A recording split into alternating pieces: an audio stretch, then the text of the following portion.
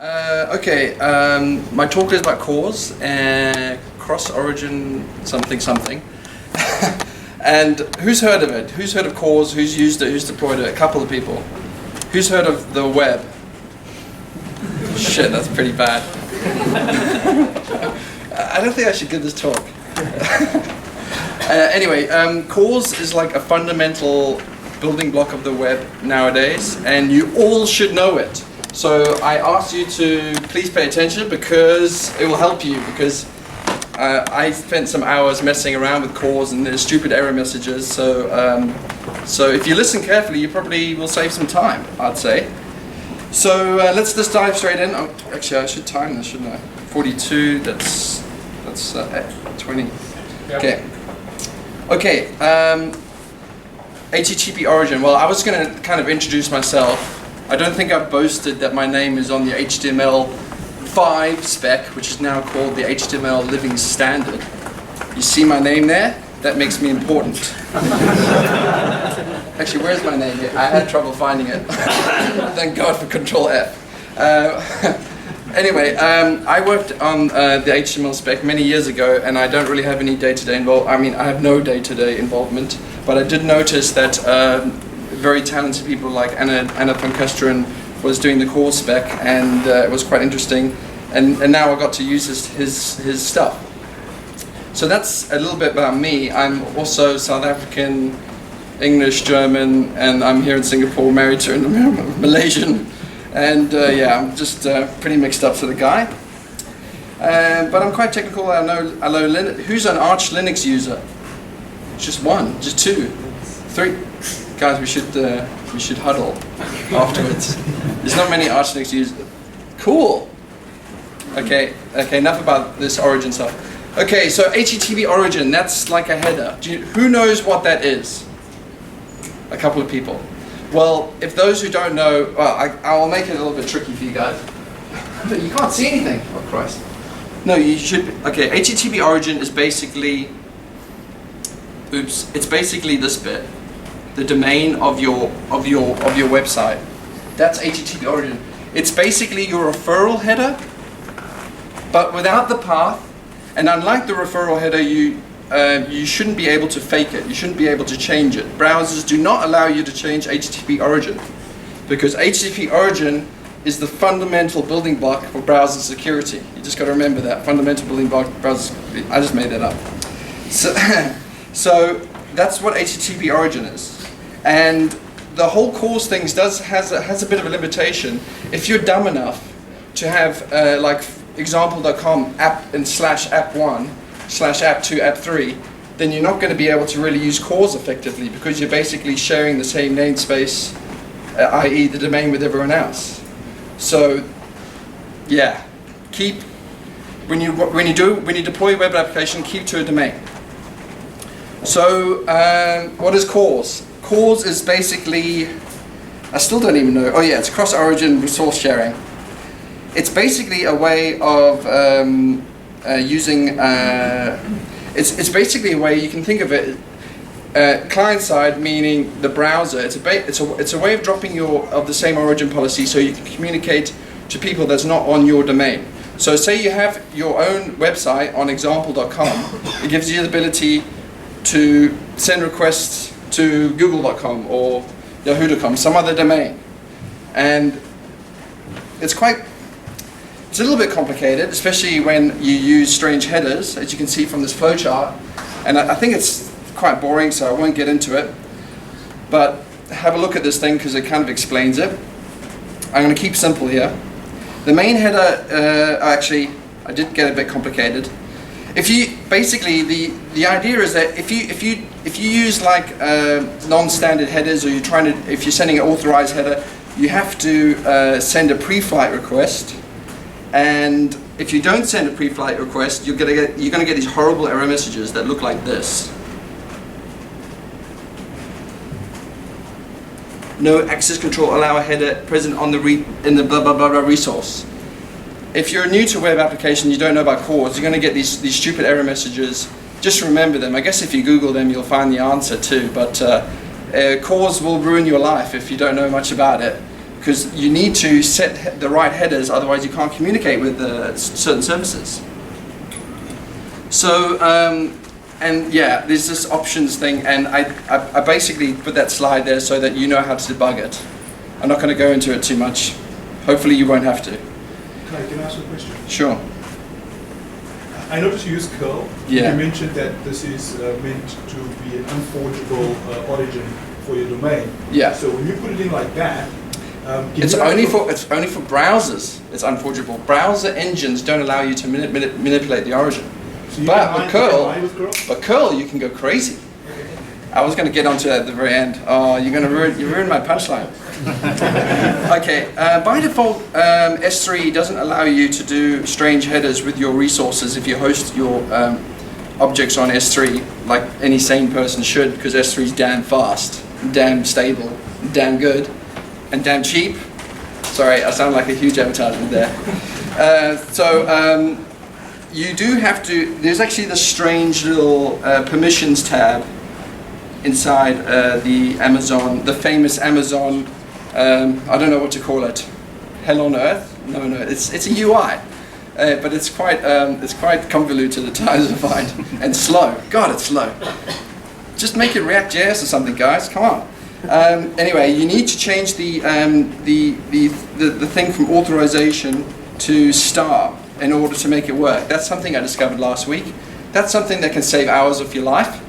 Spend more time with your family. Because I lost it. I lost it. Sorry. So the main thing that you got to remember is access control allow origin. That's the main guy. And an easy cop out would be just to put star there, and that means that any site can just, if you're a web application, if you set that header, that means any site can basically use your services from the browser, from the client, willy-nilly, and that's probably, I don't know, that's what you would do if you're a freedom-loving hippie. But in reality, you probably want to control which clients can access your services. Because if you can imagine, someone could write a piece of JavaScript and deploy it to thousands of browsers, and then all of a sudden they can access your resources and give you I don't know what I guess the worst case is that browsers can just basically swamp you, but that's the worst scenario I could think of. If someone's got a worse doomsday scenario, I guess denial of service is probably the biggest and worst attack you can get. So for example, I was going to show you on my website, my really cool website, that I have a feedback page. And the feedback page basically allows you to send a cross-domain JavaScript, what do you call it, AJAX message, and you're able to give me some feedback. And I limited it to just my sites because I don't want other people to just send me mail, I guess. It's kind of protected in that way, but of course you can abuse it with curl. And having a feedback thing, as I have here, it's a pretty common requirement. Like in my new job, it's a web application, and a good web application, for example, has like a little feedback tab or some sort of form to say this sucks, or I couldn't fill in this form because I was drunk or something like that. You need to take feedback. Or do something on a static page, I find. So basically, CORS makes this possible. So for example, here I can write something like Kai is my name, and this is or whatever. And here I was going to just show you that this is a statically generated site, and with the power if the internet worked, I will get an email to my feedback page. And as you can see from my Fastmail account, I get a lot of stuff through that API, which is probably not a great thing, but no, it is. It's pretty good. And also, if you can see this, I wonder if you can tell what this does.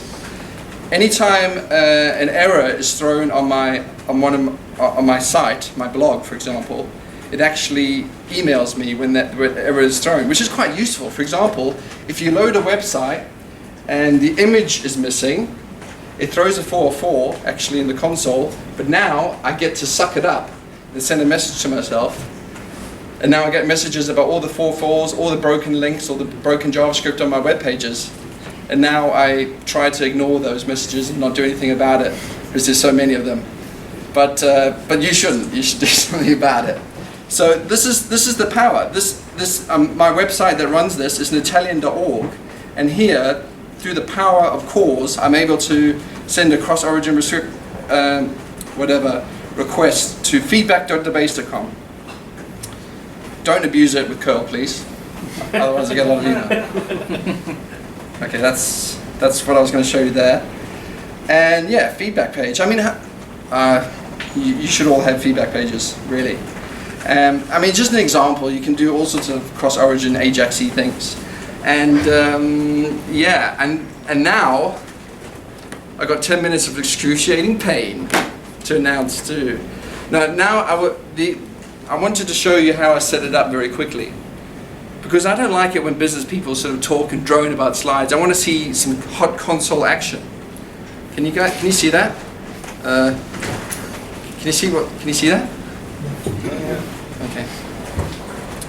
So what I was going to do is hopefully not reveal my Amazon password. I was going to spawn an EC2 instance. That's how easy it is. Actually, it gets a bit more complicated than that because I have to work out what my IP address is. Is that it? No, it's not. It's this one, isn't it? No, what is the IP address in the scribe? Public one here. Okay, whatever. Okay, and then, okay, what do? You spawn an EC2 instance. You guys hopefully done the same agonizing routine as I do. Sometimes I use the AWS CLI, other times I use the very slow web interface because I haven't figured out the AWS CLI that much.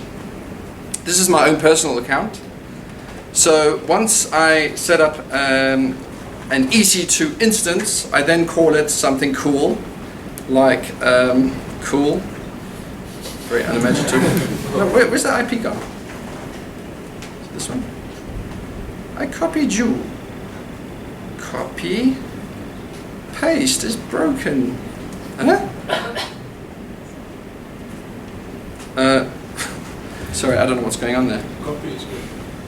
I think I upgraded my terminal and I probably messed up something. Are you trying to copy from inside Vim? What the hell? It's because you're copying from inside Vim.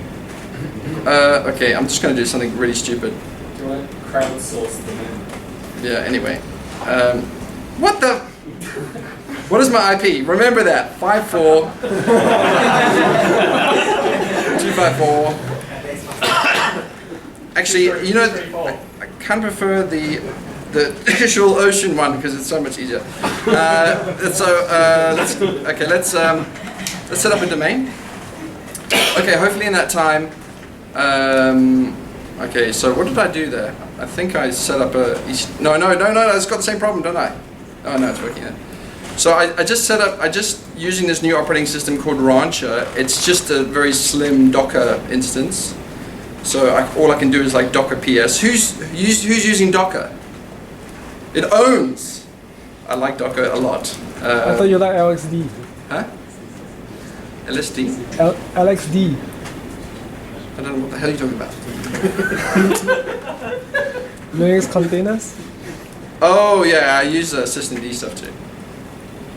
Okay, so what do I have to do again? I have to excruciatingly set up an instance and copy in there. Oh yeah, I set up SES.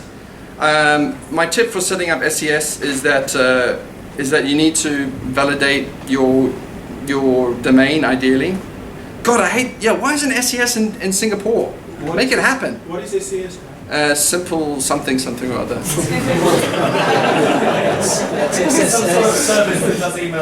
I think it does email, but I'm not sure. Wait, but why do you need it to be in Singapore? Why do you need email? Why do you need it to be in Singapore? Hello, have you heard of latency? When it goes up and back from Oregon, we're talking 500 milliseconds. You could die in 500 milliseconds. Okay, how much time do I have? Sorry, I'm almost done. So, okay, Docker PS. So basically I have this really amazing command that,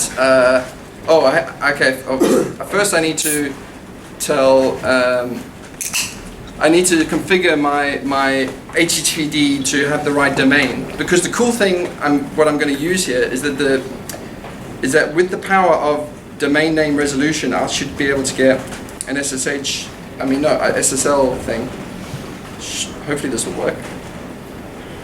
So yeah, the cool thing about Docker is that you can say to it, I want this operating system, like a whole suite of tools, and all you have to do is like say, foo/bar, and all of a sudden you are downloading a complete atomic product, and it's pretty damn awesome. And here we are going to run it. I just built one myself. If you're interested in Docker, I guess you should attend the Docker meetup or something, or ask me. So now, as this is running on my new EC2 instance, I didn't show you my SES keys because I don't want you to steal them and start spamming people. But yeah, SES keys I suggest testing it before you throw them in something. So yeah, I've just spawned with Docker an SSL website. SSL, I should hasten to add, that's quite an important component when you're doing cross-origin type requests, because nowadays you can't do them without SSL really. I think the browsers are all locking down on that aspect. So if this demo really worked, you should see this from my feedback mailbox. Hopefully, please work. Oh no, it didn't work. Do you know why it didn't work? You know why it didn't work?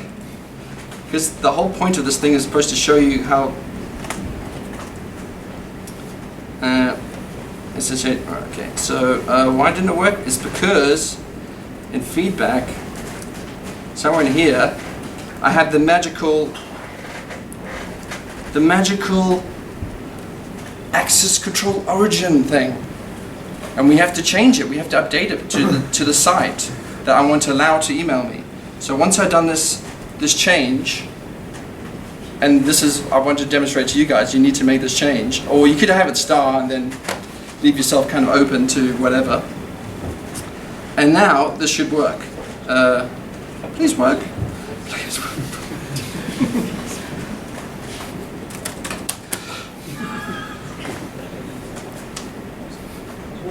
Did I save? Yes. And here we go. It's there. Oh my god!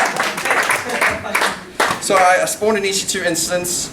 I got Route 53 working. I set up SES. I didn't really set up SES in front of you guys, but I did something that I guess a normal Amazon consultant takes about 2 months to do.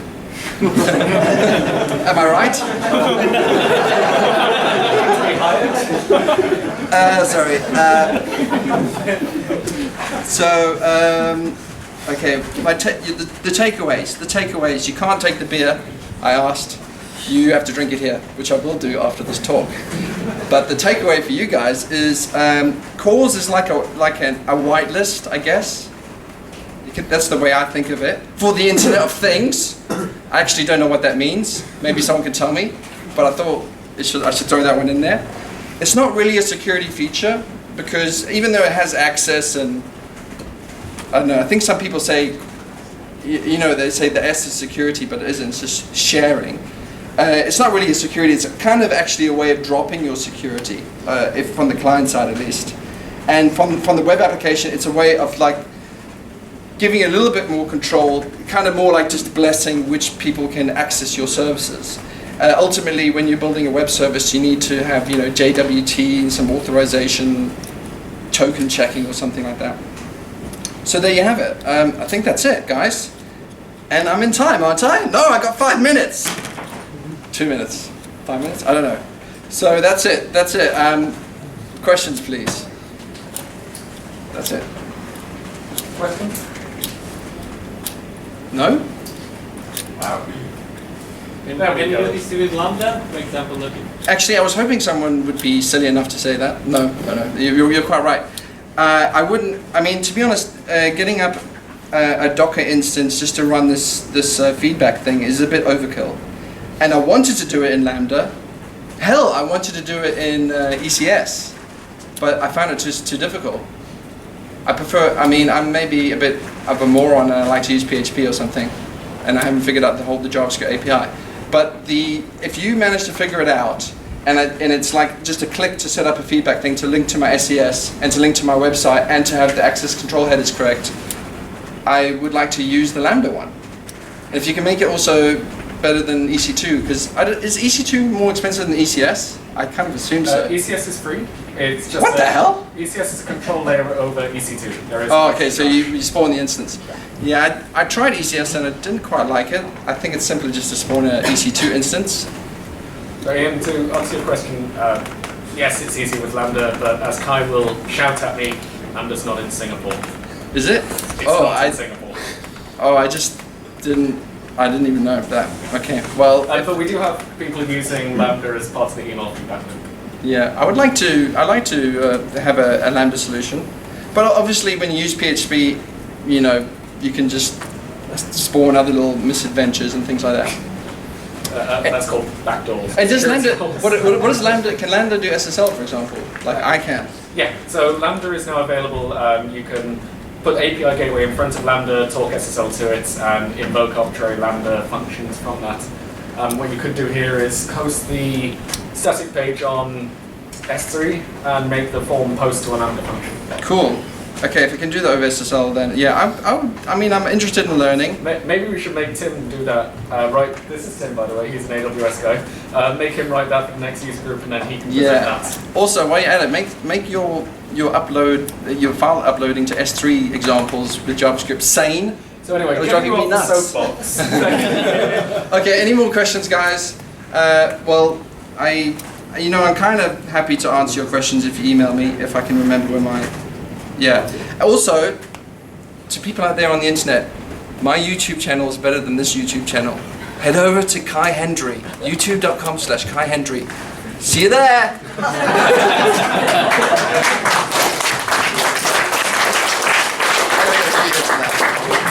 Okay, thank you very much, Kai.